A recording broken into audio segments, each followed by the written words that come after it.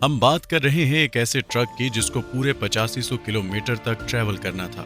مسئلہ صرف یہ نہیں تھا کہ ٹرک کو اتنا لمبا سفر کیسے کروایا جائے، بلکہ اصل مسئلہ یہ تھا کہ اس ٹرک میں برف کا ایک بہت بڑا بلاک رکھا گیا تھا جس کو افریقہ کے آگ برسانے والے صحرا سے صحیح سلامت گزارنا تھا۔ یعنی جس صحرا میں برف تو کیا لوہا بھی نرم پڑ جاتا ہے، اس صحرا میں اس ٹرک کو پورے 10 دن گزارنے تھے۔ لیکن چیلنج یہ تھا کہ کسی بھی حالت میں برف پگھلنے نہ پائے، اور وہ بھی بغیر ریفریجریٹر کے۔ فیکٹس اینڈ سائڈس کی ویڈیوز میں ایک بار پھر سے خوش آمدید۔ ناظرین، یہ بات ہے 1959 کی، جب پوری دنیا کی اٹینشن آئس بلاک نے گھیر رکھی تھی۔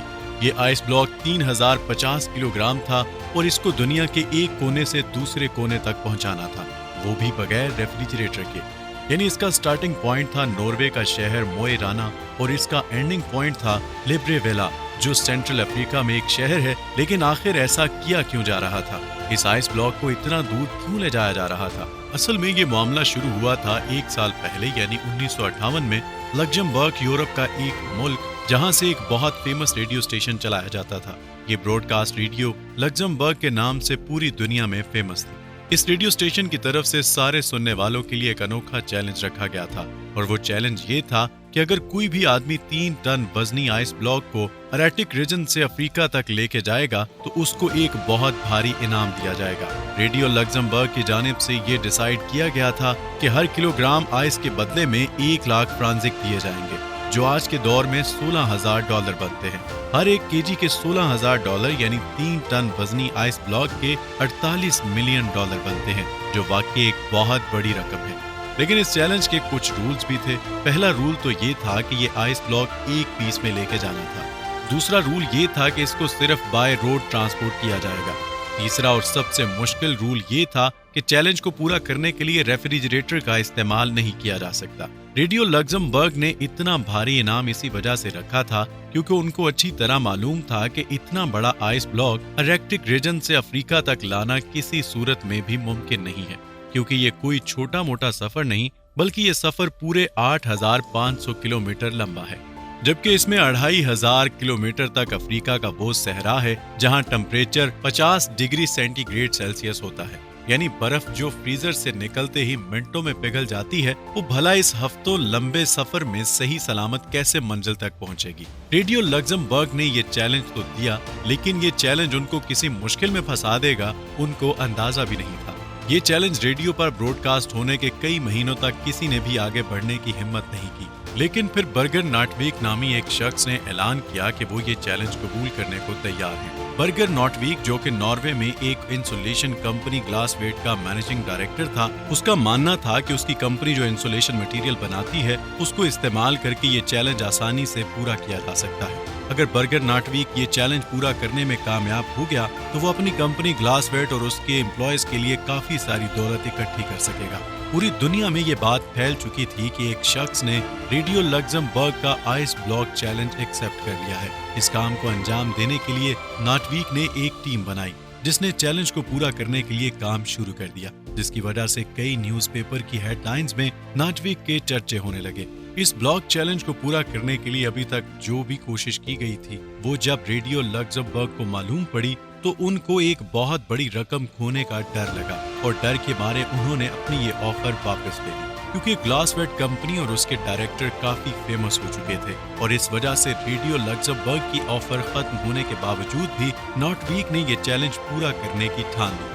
ان کا ماننا تھا کہ اگر ان کو پیسے نہ بھی ملیں تب بھی وہ یہ چیلنج پورا کریں گے، کیونکہ اس کی وجہ سے ان کی کمپنی کی پبلسٹی میں اضافہ ہوگا۔ یہ چیلنج اب سٹارٹ کرنے کا وقت آ چکا تھا۔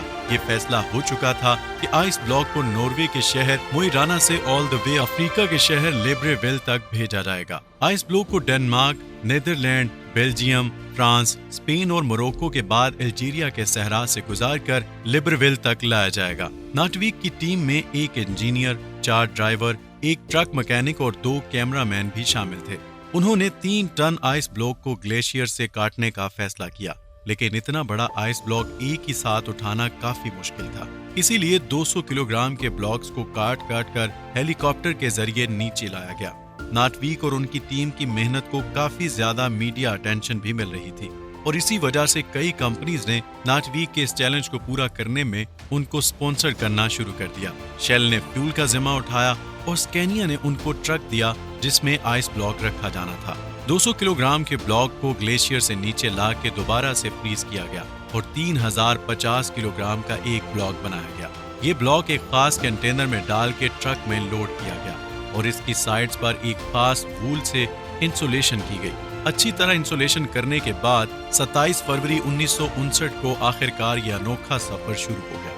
शुरुआत का सफर तो काफी ज्यादा आसान था क्योंकि इन इलाकों में मौसम भी काफी खुशगवार था और उसके रोड्स भी ठीक ठाक थे। क्योंकि ये न्यूज पूरी दुनिया में फैल चुकी थी, इसकी वजह से ये ट्रक जिस भी बड़े शहर से गुजरते थे वहाँ के लोग उनका इस्तकबाल करते और नारे लगाकर उनका हौसला बढ़ाते थे। जैसे जैसे उनका सफर बढ़ता जा रहा था, उनकी पब्लिसिटी में मजीद इजाफा होता जा रहा था। जब ये ट्रक पेरिस से गुजर रहा था तो उनको वहाँ की पुलिस ने भी रश वाले इलाकों से गुजारने के लिए खास प्रोटोकॉल भी दिया। इस सफर को एक हफ्ता गुजर चुका था। मास्से पहुंचने पर ट्रक को क्रेन की मदद से एक शिप पर रखा गया क्योंकि उन्हें अब समंदर का बहुत बड़ा हिस्सा पार करना था। समंदर के दूसरे हिस्से पर पहुंचने के लिए कंडीशन बिल्कुल ही अलग हो चुकी थी। ट्रक अब अफ्रीका की जमीन पर आ चुका था, जहां दिन के टाइम पे गर्मी इंतहाई शदीद थी। न सिर्फ आइस ब्लॉक के पिघलने का खतरा था, बल्कि गर्म रेत पर सफर करने से ट्रक के इंजन को भी खतरा था और उनके साथ मौजूद क्रू की तबीयत बिगड़ने का भी खौफ मंडरा रहा था।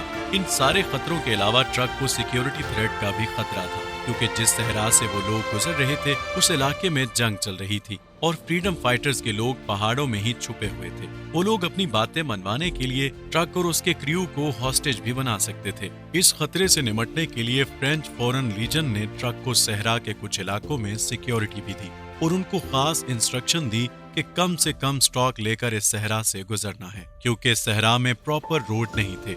इसी वजह से ट्रक रेत में फंस जाता था। उनको मंजिल तक पहुंचने की जितनी ज्यादा जल्दी थी उतना ही ज्यादा उनके रास्ते में मुश्किलात आ रही थी। हर मर्तबा जब ट्रक फंस जाता था तो उसको रेत से निकालने में क्रू को घंटों लग जाते थे। दुनिया के सबसे महंगे आइस ब्लॉक को ट्रांसपोर्ट करने का ये मिशन अब उनके गले में आ चुका था। एक तरफ फ्रीडम फाइटर्स का खौफ था और दूसरी तरफ गर्मी ने क्रू की हालत बिगाड़ के रखी हुई थी और सोने पे सुहागा इस गर्मी ने ट्रक के अंदर मौजूद आइस ब्लॉक को मेल्ट करना शुरू कर दिया था। अगर क्रू यहाँ फंस गए तो ना ही उनका मिशन पूरा हो सकेगा और ना ही हजारों मील दूर से निकाली गई बर्फ बच सकेगी। सहरा से गुजरने वाले मुसाफिरों के जानवरों को उन्होंने पिघलने वाला पानी भी पिलाया जो कि असल में दुनिया का सबसे महंगा तरीन पानी था। कई रातें उन्होंने रेत पे ही स्लीपिंग बैग बिछा के गुजारी और आहिस्ता आहिस्ता मुश्किलात को फेस करते मंजिल की तरफ बढ़ते गए। आखिरकार वो इस सहरा को पीछे छोड़ने में कामयाब हो ही गए और अब उनकी मंजिल काफी ज्यादा करीब थी। पूरे 28 दिन के सफर के बाद ट्रक, क्रू और बचा हुआ आइस ब्लॉक लिब्रविल पहुंचने में कामयाब हो गया।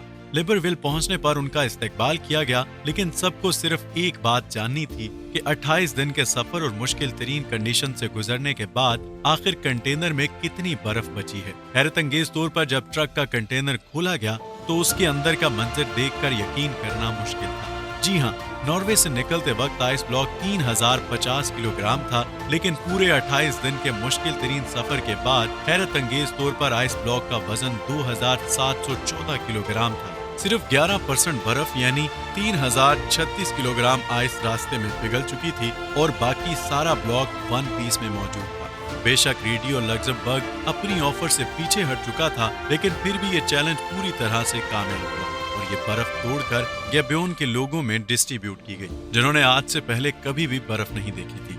नेटवीक और उनकी कंपनी को उस वक्त तो कोई कैश अवार्ड नहीं मिला, लेकिन इस पब्लिक सिटी ने उनकी कंपनी की सेल्स को 4 चांद लगा दिए थे। ग्लासवेड आज भी ग्लावा इंसुलेशन के मटेरियल बनाती है। 1959 के बाद से उनकी सेल्स में मजीद इजाफा होता जा रहा था। उम्मीद है फैक्ट्स इनसाइड की ये वीडियो भी आप भरपूर लाइक और शेयर करेंगे। आप लोगों के प्यार भरे कमेंट्स का बहुत बहुत शुक्रिया। अब हम आपसे मिलेंगे अगली वीडियो में, तब तक के लिए खुदा हाफिज।